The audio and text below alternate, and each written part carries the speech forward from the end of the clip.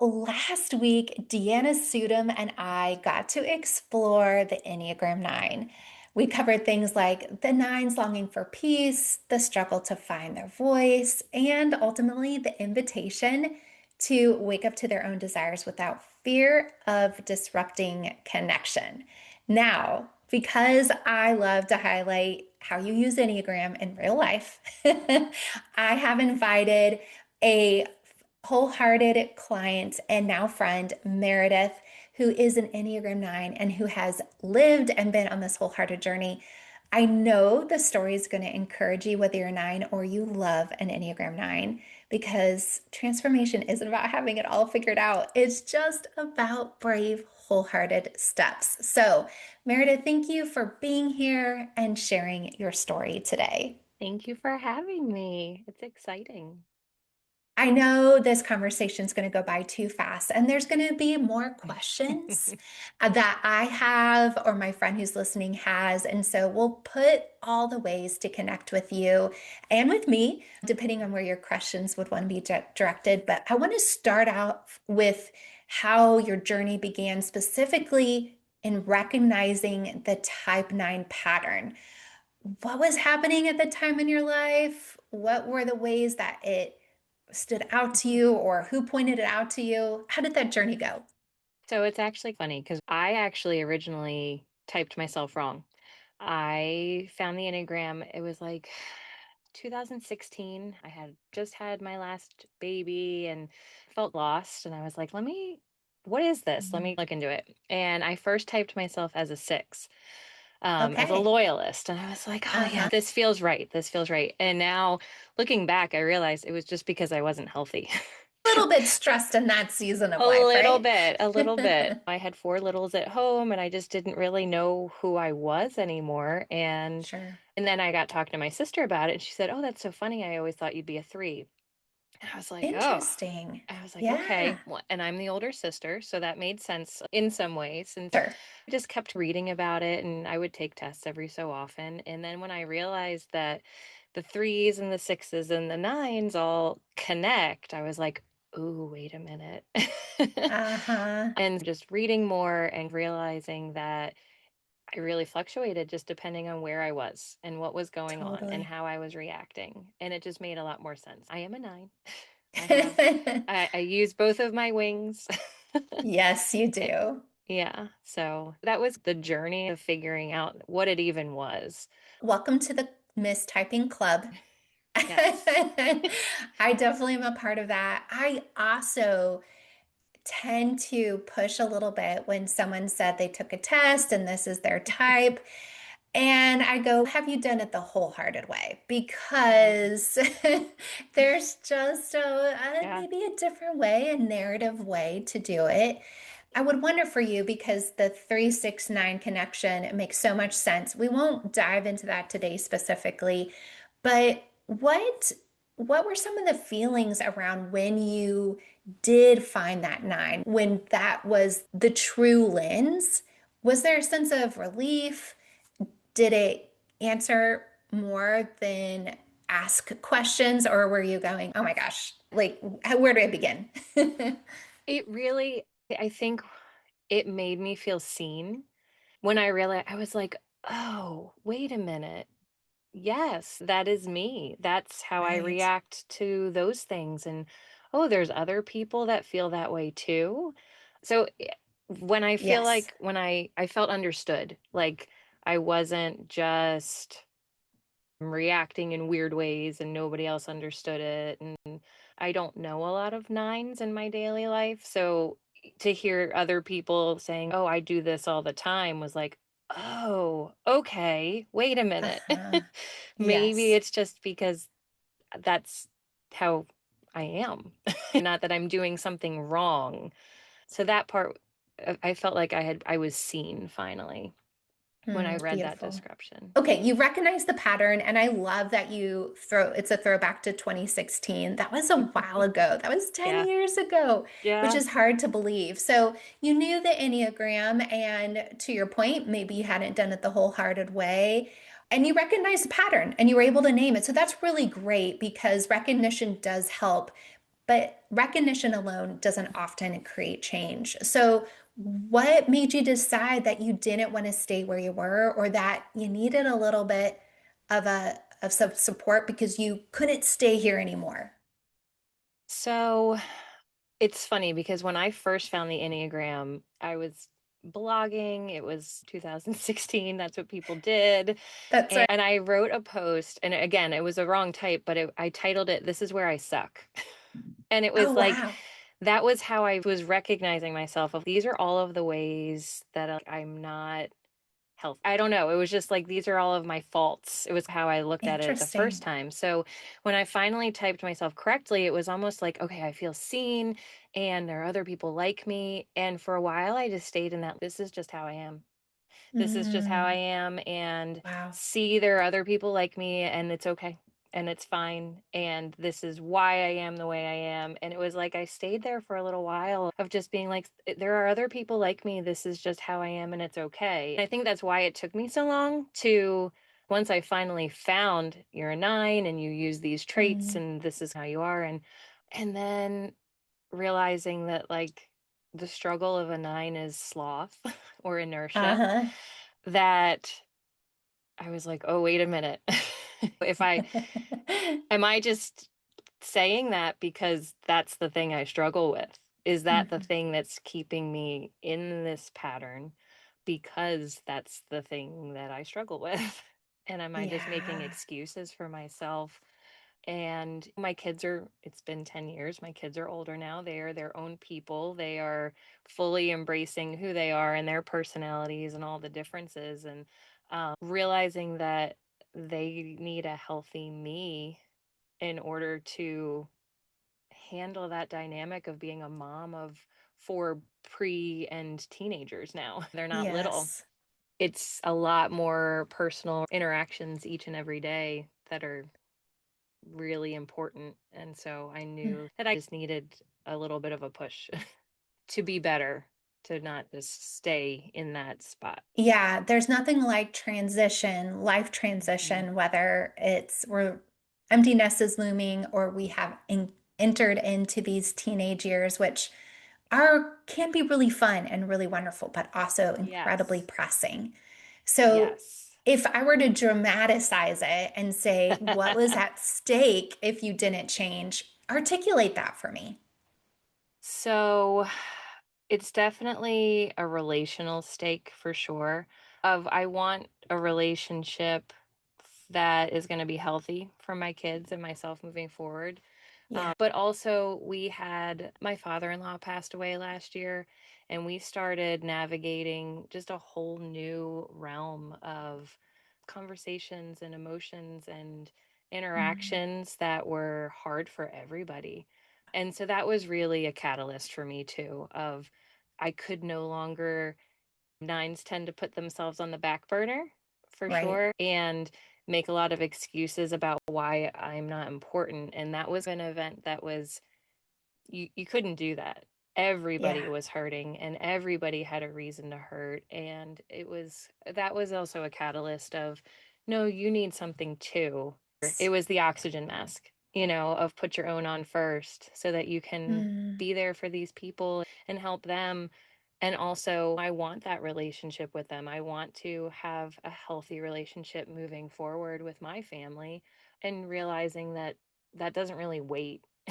Each yeah. every day matters for that, whether you want it to or not. You're building something forward either way. If I could celebrate something here of and share a little bit of a personal piece of this is that you came to me in the midst of this loss and navigating, but you also had a dream in your heart to pursue a Yes. coaching business. And I Yes. just want to push on that a little bit because that is a tension that most women feel for different reasons. There's different fears, even different shapes of that desire. And what I loved is that you came to this realization that there probably was a both. I can Mhm. navigate this grief with my family and be available for them, and also pursue this thing that I can't shake. And even though it feels Mhm. very inconvenient in its timing, I feel like I need to Yes. go there. Would that be Yeah. true? So It made me acknowledge myself, definitely. I had gotten my coaching certification just before all this happened. So there was already that, like, I'm doing this for Mhm. myself and this is exciting and it's new. And then we Yeah. had this tragedy, and I was like, this is also taking care of me Mhm. in a way that pushes me. And it was funny because I did come to you thinking that it would mostly be about my business and my coaching. And it ended up being that and also so much more because Mhm. it made it like when you were talking about the wholehearted way, it made it sustainable. Like it because it was Oh, wow. changing my That's heart beautiful. and it was coming from a place that was healthy and it was a place that I felt like God had blessed Mm. because it was using what he gave me but doing it in a direction and doing it in a healthy way, I guess is the best way to say it. That I felt called to. I felt like that's what he wanted me to do, but also not denying that piece of myself of like, no, I did make you this way. Right, right. Not to use it as an excuse, as you've been doing for the last however long, but as a starting point. Well said. Yeah, because we like to say here, your starting point doesn't have to be your stuck point. I Yes. will say that till Yes. I'm blue in that face. But I think it's just so good. I want my friend who's listening to hear this both and idea because there is Mhm. never a perfect moment in our life where Mhm. everything falls into place. And I promise you, the moment you do step out into this thing that the Lord has compelled you to, often tied to big dreams or things that feel beyond you, life hits the fan. There's Right. just, I have not had a moment of peace in the 10 years focused on this specific business. And that is one, it's resistance, two, Yep. it's life, and three, it is just like what it is that we're going to have to deal with. And that is the Mhm. inevitable thing. And sometimes when we're going after something hard, the life is amplified. And that's the Yes. third thing. Like life just gets amplified as Yes. life, but then it gets amplified because we think, oh, I have to choose, or how am I going to divide, or Yep. this is hard. Because the going after your dream is never easy, it requires something out of us. So when we go, there's too many demands, we tend to just throw our desires and our dreams to the side. Am I right?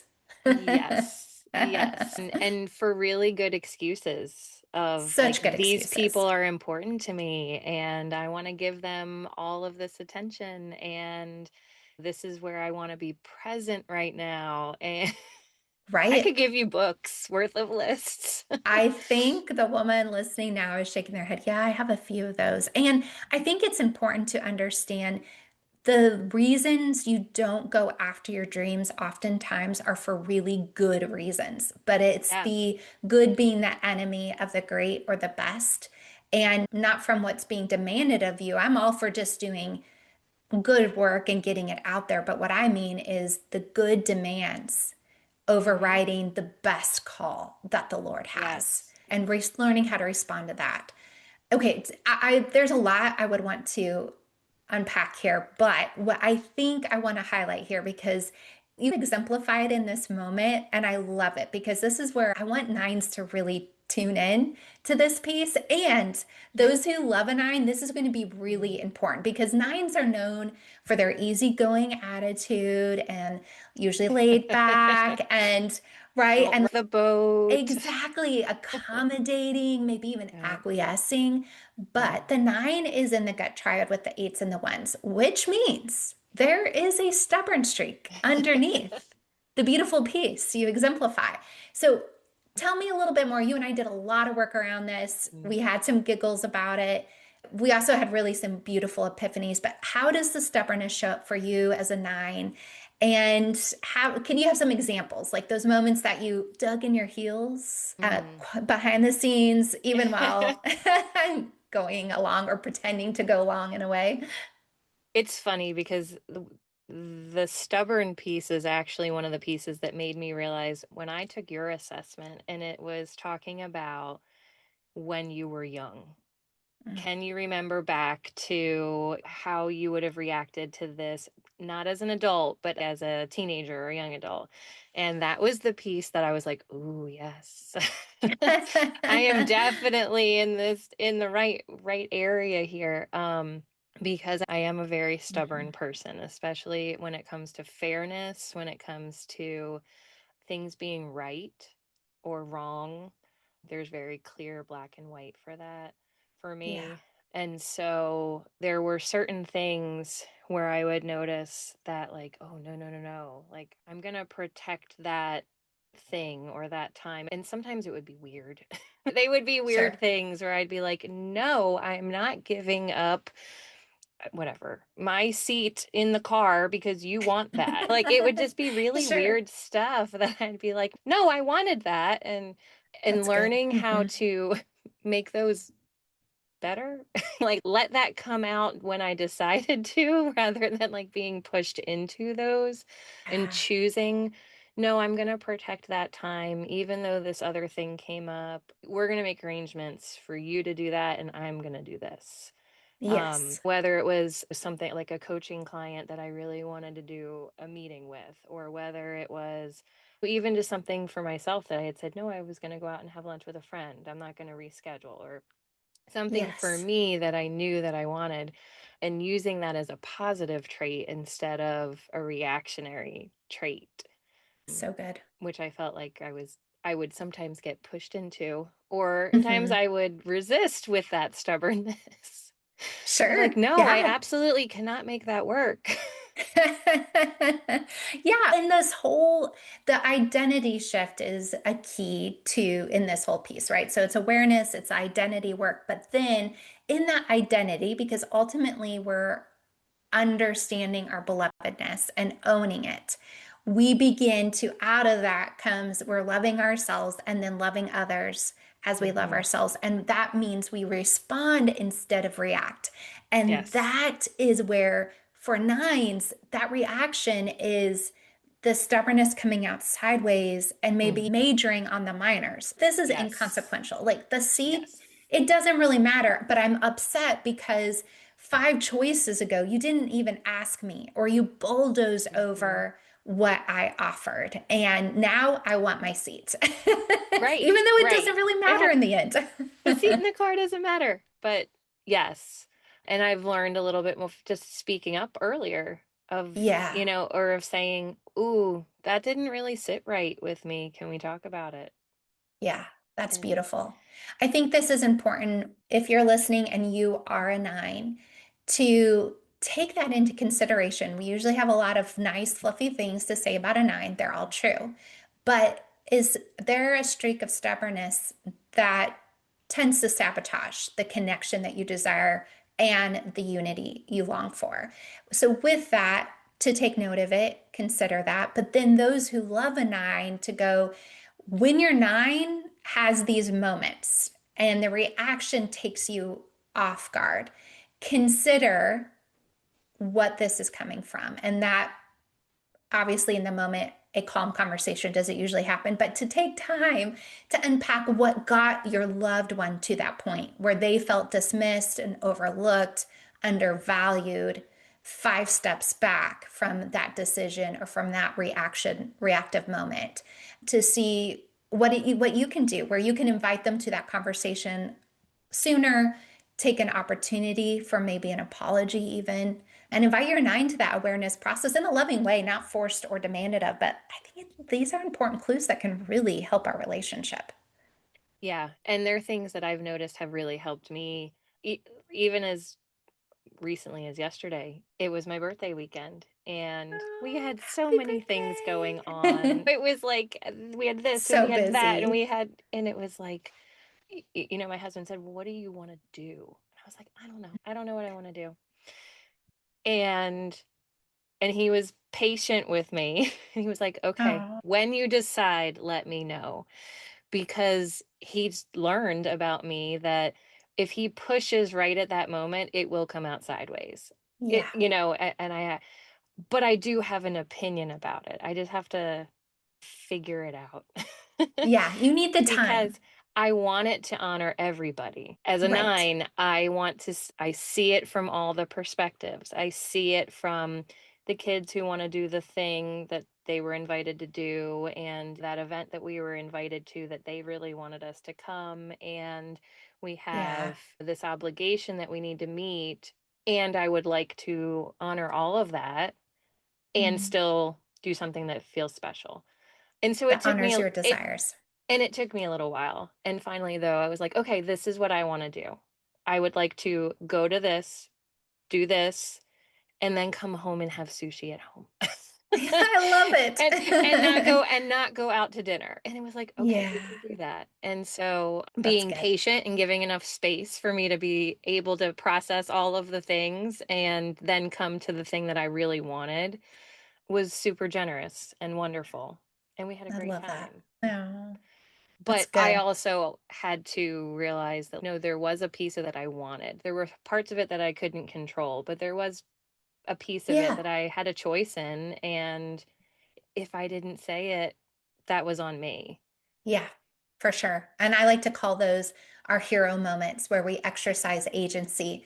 And sometimes those hero moments are big. And that moment you said yes to coaching, whether to start your own business or to get the help. And those little micro hero moments of going, even if it's you going, I need a minute to decide. Can you come back? If our Hmm. loved one doesn't have that insight or understanding to give us a minute to let it breathe, but to saying that and then going, yeah, what is mine to control? Where can I state my needs and desires and wants and go for it? Yeah. So good. That illustration will preach all day long. Thank you for sharing that. And I'm so glad that you had one of those birthdays where you're like, yeah, this was the sweet side. No Yeah. birthday's perfect, especially No. as a mom and adult. Right? Grown up birthdays are different. It's so different. I want to shift to the faith and spiritual integration piece because you and I both know that without that, the wholehearted way isn't the full way. Now, lately, the conversation, even with some of my coaches, has been if I have a client who doesn't share my faith, what does that look like? And we all go, it's possible to still Hmm. learn the Enneagram the wholehearted way, but this piece of faith is a huge factor in the lasting transformation. So I just love to hear from you because I know this has been a big part of it. So, how has your faith or relationship with God intersected this work that you've done, that you and I have gotten to do together? For me, I think it's a surrender piece where it's a safe place to give up that control. Mm, That that's beautiful. when I want to control everything, that's kind of a sign of like, oh, hold on a second. Maybe you need to take a step Take back. notice. And or when I find myself trying to strive for that ideal of that unattainable level of expectation that I have for myself of like, okay, well, wait a minute. Let me kind of take this back to what does God say? What, you know, what does he expect from me? And what is reasonable then to expect from myself? So that has definitely helped me in being like, hold up a second. Let's rewind That's it a good. little bit. I am still working very hard on the whole stillness practice. Yes, everyone I know, it's true. It doesn't come naturally. It does not. It does not. But it's also been interesting. One of the things that we worked on was that communication stance, which was Mhm. new to me, definitely from looking at how a nine typically communicates. And it's funny because I noticed that a nine is a withdrawing stance of tending to pull back. And I noticed that significantly with my faith journey. If I Yeah, notice that I'm pulling away, that really affects me. And so, looking at that for my relationship with the Lord has been one of the most because His doesn't change, right? So, like, that has to be absolutely. me. And working with other people, if I'm talking about my kids or my husband, it could be them too. Like, there's two sides Sure. of that. When it's me and the Lord, it's a little bit different. And that's been eye-opening of, nope, this is you. Wow. This is Mm, you reacting differently or behaving differently or changing how you're doing it. And so that's been something that has helped me be a little curious and just interesting to kind of think Mm. about of like, oh, that's how you interact with everybody. But it's a little bit more obvious when I'm looking at my relationship with the Lord. Like if I'm pulling away, I'm like, oh, that's Mm. interesting. Let me maybe that's something I need to spend some more stillness time with. Oh, Meredith, that is beautifully said. That insight alone is so transformative when we Yeah. realize, oh, it's not God, it's me. Yep. There's a peace, and even that you can name beautifully that God is consistent, that He isn't the Hmm. one backing off. And what does that look like for you to not, again, going back to what your natural operation or reaction would be, which is to pull away, to withdraw, to retreat, to pull in, to hide, to numb. I'm listing, Yep. I'm listing a Yep. long list. But But when those we're, are the things like, and yes, I don't necessarily notice them as quickly in my real life because sure. it's a busy real life, Oh, it's so and busy. those, and it's so much easier for me to point fingers of like, well, they're just being fill in the blank. Yeah. Yeah. Because we can usually. It takes Yeah. two. Yeah. Uh, Exactly. that is so good, Meredith. Thank you for sharing that. It's really beautiful. Now, I think your birthday story was a prime example of how you show up differently today. I'm kind of curious if there's something else that comes to mind, or just what you would list as something that was a huge breakthrough or a growth moment in this last year, really. I think not expecting myself to A, have all the answers and B, do it Mm. perfectly has been a really big thing. It was really funny because I had pulled out a couple of notes from different sessions that we'd had as I was thinking back through. And you say all the time of your starting point is not your stuck point, and progress means you just start again because you're never Yeah, starting from the same place. that's right. And one of the things that we had talked about months ago was like releasing that responsibility of not Mm. having to control everything. And I forget even now that some of the things that are the way they are right now in our family weren't that way 6 months ago, 5 months Mm. ago, 3 months ago. Wow. And it's so easy for me to just think that this starting point is where we've always been, but it's not where we've Yeah. always been. So reflecting a little bit Mm. is something that I'm trying to do more. Yeah. Um, of like, no, that we're still moving forward, even if it's Yeah. not where I want it to be. Yeah, that's Even if, good. that critical spirit keeps coming in, it's like, wait a minute, hold Mm. on.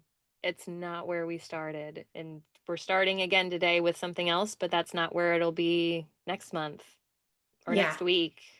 Right. So I think reflecting back in a positive way, not just mull over the things that aren't going well, and to notice progress, to keep that forward movement and not be stuck, to be able to acknowledge, oh, no, those things are new and Mm. improving, and you can keep going and you don't have to keep hiding or stewing Yeah. or circling. Beautiful.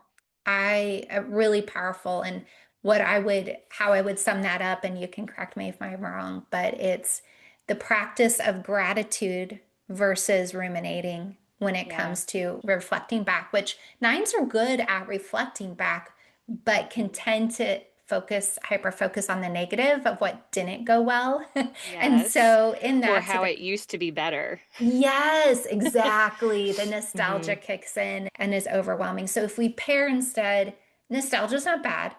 Noticing what went wrong isn't Hmm. terrible either. But if we stay there instead of shifting to a place of gratitude, then we cannot celebrate where Right. we are. And the Yeah. celebration is such a key piece to growth because if we're not celebrating, what's motivating? I, Yeah. why keep Yep. going? Why keep Yes. trying? And it's definitely something I'm still working on. Oh, As sure. as All my of us. kids let me know, they're like, "You always pick out the things we're doing wrong." It's like, I'm sorry. I'm There's growth trying. to be I'm had. trying. I'm working on that too. But yes, just being able to not just nostalgic look back, but to say like, okay, all right, this is better than it was. Yeah. We've made progress here, or this is improved.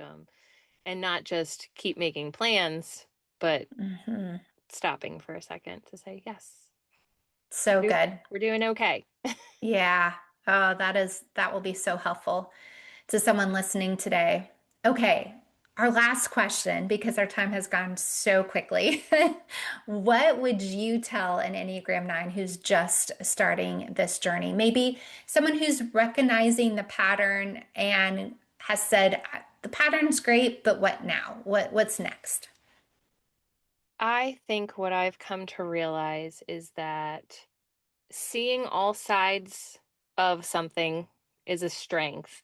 And I used to make myself wrong for feeling however I did because I could always put myself in everybody else's shoes and explain away why I shouldn't be this way, if Wow. that makes sense. So, Yes. I'd be like, I'd feel a certain way and I'd be like, oh, but I can see where they're coming from. So that must make me wrong and I have to be wrong about it. And seeing that now more as a gift Mm, and not making it mean that I'm wrong, that I can just yeah. still feel that way, but I can appreciate what they're feeling and still let myself not be right or wrong, just be.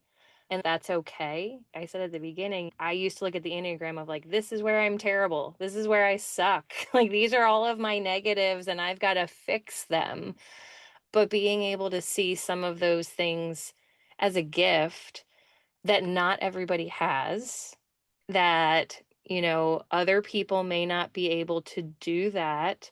And if you Mm, can share that piece of it, it doesn't necessarily make you wrong for reacting a certain way or for being a certain way, but that you can use it as a starting point.